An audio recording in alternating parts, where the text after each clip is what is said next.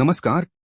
आप देख रहे हैं पीजी न्यूज इंडिया है, देश का सबसे भरोसेमंद न्यूज चैनल। और आज हम लेकर आए हैं एक ऐसी खबर जिस पर हर भारतीय को गर्व होगा।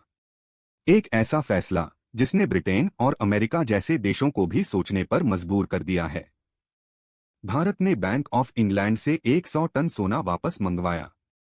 जी हां, आपने सही सुना। भारतीय रिजर्व बैंक ने ब्रिटेन के बैंक ऑफ इंग्लैंड से 100 टन सोना भारत में शिफ्ट कर लिया है। यह फैसला आर्थिक दृष्टि से जितना बड़ा है, रणनीतिक दृष्टि से उससे कहीं ज्यादा महत्वपूर्ण माना जा रहा है। सबसे पहले यह जानना जरूरी है कि आखिर भारत का सोना विदेशों में गया कैसे। सन 1991 में जब भारत गंभीर आर्थिक संकट से जूझ रहा था, तब तत्कालीन सरकार को विदेशी ऋण के बदले अपना सोना विदेशों में गिरवी रखना पड़ा था। इसके अलावा कई दशकों से भारत अपने सोने का बड़ा हिस्सा बैंक ऑफ इंग्लैंड और दूसरे विदेशी बैंकों में जमा करता आ रहा था। इसका कारण था कि सोना विदेशी बैंकों में रखना आसान और सुरक्षित माना जाता था। साथ ही अंतर्राष्ट्रीय व्यापार और ऋण सुविधा में यह सोना एक गारंटी के रूप में काम आता था। लेकिन अब कहानी बदल गई है। आज भारत दुनिया की 5वीं सबसे बड़ी अर्थव्यवस्था है। विदेशी मुद्रा भंडार के मामले में भारत दुनिया के टॉप देशों में शामिल है। और ऐसे में भारत का यह कदम पूरी दुनिया को साफ संदेश देता है कि भारत अब अपनी संपत्ति को विदेशों में नहीं बल्कि अपने देश में ही सुरक्षित रखेगा। भारत में कैसे लाया गया सोना? अब बात करते हैं उस ऑपरेशन की जिसके तहत यह 100 टन सोना भारत लाया गया।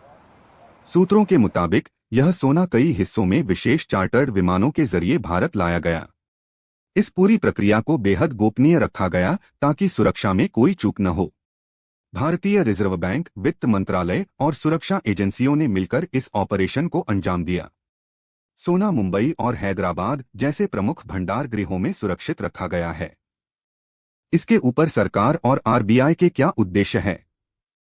इस कदम के पीछे सरकार और रिजर्व बैंक की सोच बिल्कुल साफ है: देश की आर्थिक सुरक्षा को मजबूत करना, विदेशी मुद्रा भंडार को और सुरक्षित बनाना, आपातकालीन स्थितियों में देश को कोई दिक्कत न हो, विदेशों में सोना रखने पर लगने वाले खर्च को बचाना, स्वदेशी स्वर्ण भंडार से आम जनता का विश्वास बढ़ाना। विशेषज्ञों के अनुसार विदेशों में सोना रखने पर हर साल मोटा खर्च लगता था, जैसे भंडारण शुल्क, बीमा, ट्रांसपोर्टेशन आदि। अब यह पैसा देश में बचेगा और देश के विकास में लगेगा। इसका अंतर्राष्ट्रीय स्तर पर प्रभाव भी देखने को मिला। अब बात करते हैं इस कदम के अंतर्राष्ट्रीय असर की। ब्रिटेन और अमेरिका जैसे देश यह मानकर चलते थे कि विकासशील देश अपनी संपत्ति पश्चिमी बैंकों में ही जमा रखेंगे। लेकिन भारत के इस कदम ने इस धारणा को तोड़ा है। विशेषज्ञों का कहना है कि यह कदम भारत की आर्थिक आत्मनिर्भरता की दिशा में एक मजबूत कदम है। इससे दुनिया को यह संदेश गया है कि भारत अपनी संपत्ति पर खुद नियंत्रण रखेगा और विदेशी दबाव से प्रभावित नहीं होगा। आइए जानते हैं कि इसको लेकर विशेषज्ञों की क्या राय है। आर्थिक विशेषज्ञों का कहना है कि इससे भारत के विदेशी मुद्रा भंडार की विश्वसनीयता बढ़ेगी। साथ ही डॉलर पर निर्भरता कम होगी और रुपए को मजबूती मिलेगी।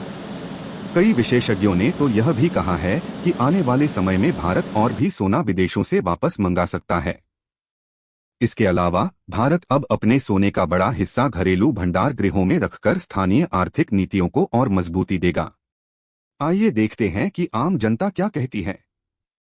इस फैसले से आम लोगों में भी उत्साह देखने को मिल रहा है। लोगों का मानना है कि यह कदम देश की आर्थिक आजादी को दर्शाता है।